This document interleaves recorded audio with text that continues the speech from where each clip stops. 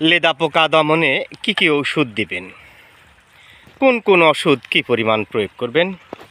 দেখতে পাচ্ছেন লতিরাজ কচুর ক্ষেত। আপনারা দেখতে পাচ্ছেন এইটা মূলত ইনতেফা কোম্পানির 100 মিলির দামদামা।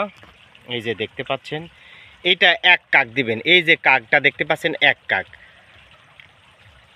16 বা 20 লিটার পানির মধ্যে ইনতেফা কোম্পানির দামদামা 100 মিলির 1 কাক দিবেন। সাথে 2 টাকা দামের সাথে 10 গ্রামের উইন অ্যাগ্রো কোম্পানির তরি একটা পাতা দিবেন এবং সাথে 2 টাকা দামের একটা শ্যাম্পু সুন্দরভাবে মিশাই স্প্রে করবেন। ইনশাল্লাহ লেদা পোকা বিনষ্ট হয়ে যাবে।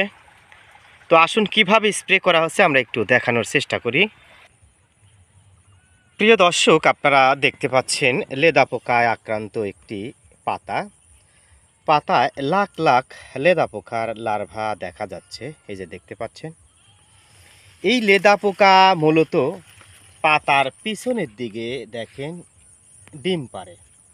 এই ডিমের লার্ভাগুলো পরিস্ফুটন হয়, পর্যায়ক্রমে পাতার উপরে উঠে চলে আসে। এই দেখেন উঠতে শুরু করেছে।